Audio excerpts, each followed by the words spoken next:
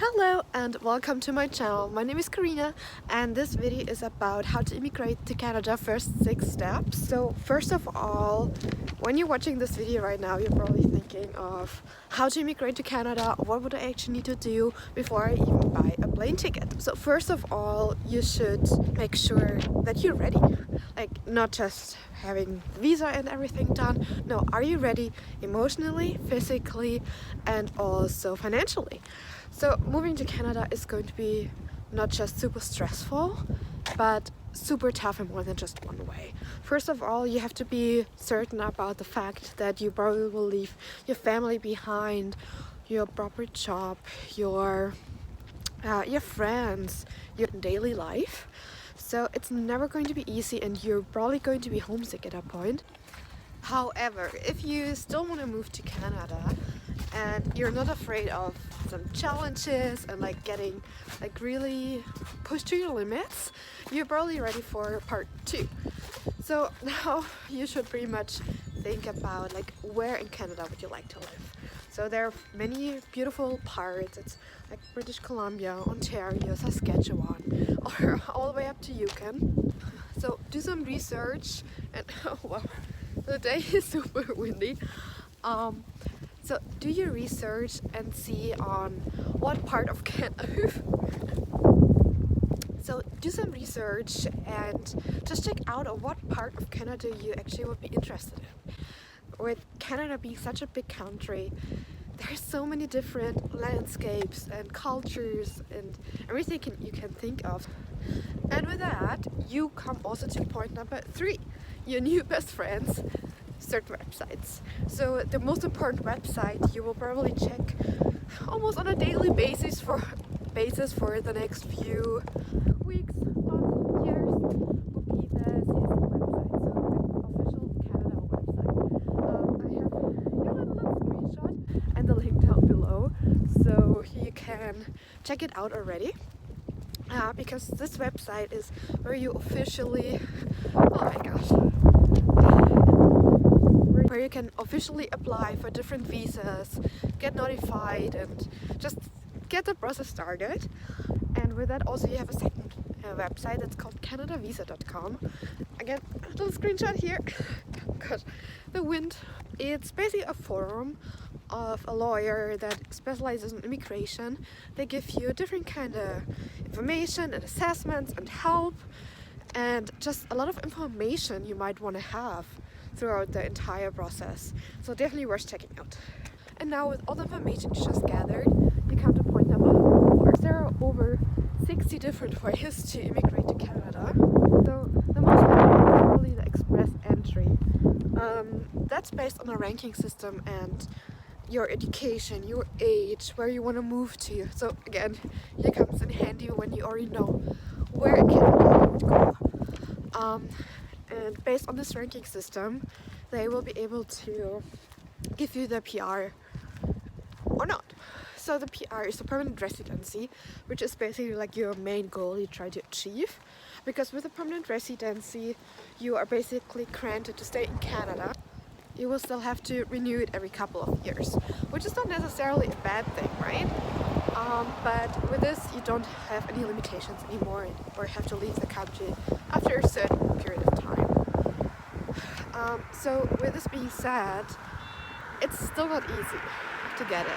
It's based on, like I said, your age, your education, your language skills, and if you have a job or not, all of the above, right? I have here a quick link to how to calculate your CRS ranking points, so that might already give you maybe a first idea to see if you will be eligible for it. Part of the express entry is also the provincial nomination. So the provincial nomination, again, depending on where you want to move to. Ontario, for example, sponsored my husband and I to become permanent residencies. So you have to have certain abilities, requirements, work experience again, education to be able to be sponsored.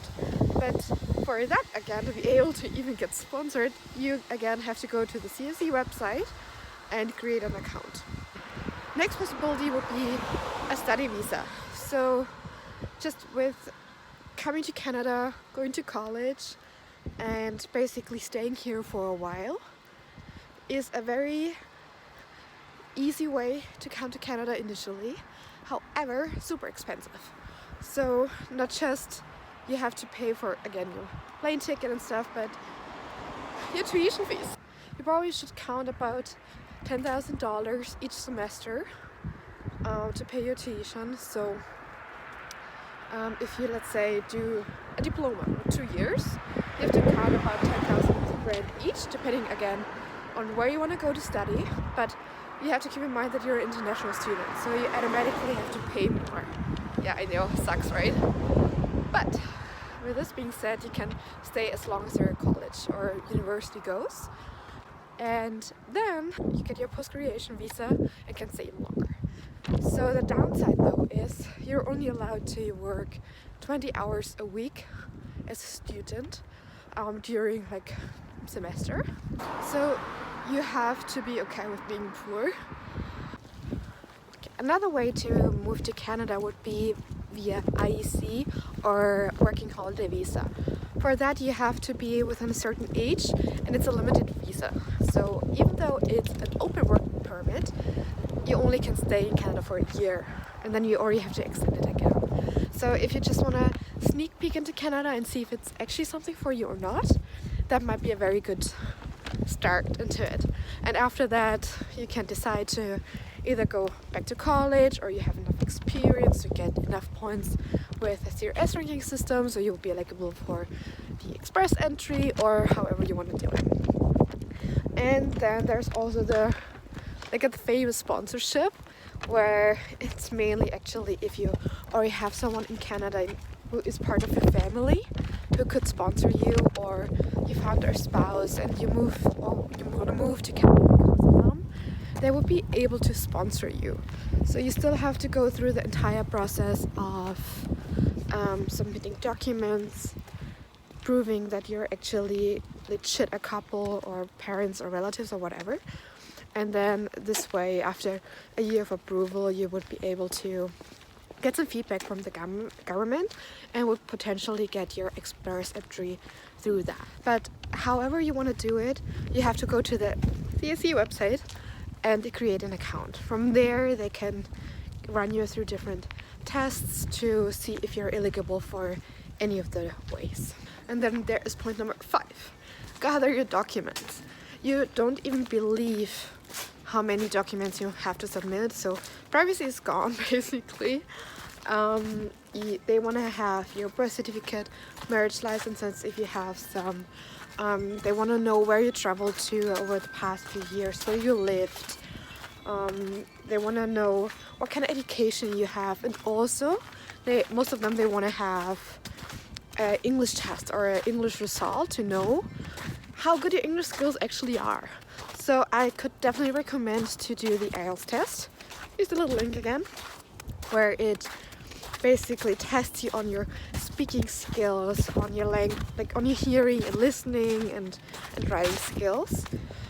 Based on that, you can again get different kind of points in the CRS ranking system. So the better you are in English, the better it already is, and it will help you to actually come to Canada. So do some test runs maybe also, and then just do it. Like, the test is going to be valid for 2 years until you have to renew it. But there are basically 2 different versions of the IELTS test. It's the general and also the academic. So again, depending on what kind of immigration way you choose, you have to either go do the general one, that's if you want to have express entry or sponsorship or whatever, and then there's the academic which you have to choose basically when you want to study in Canada. But after all of that, there is a very important point of point number 6. Don't get discouraged. It is a long and tough process, and you will probably fail a couple of times, and at some point you will probably also question yourself, is it even going to be worth it? But this is a question only you can decide if it's actually worth it or not. You have to know what you're getting into. It's never easy, and it's not going to be easy at any point. You will always face difficulties. But with this being said, I'm here in Canada and it's amazing. So after a certain period of time when you actually made it, you look at all of that back and you think, yeah, actually it was worth it or not, up to you. But there are many different ways, so just keep looking into it and ask yourself really the question, do you want to do that? And if that's the case, go for it.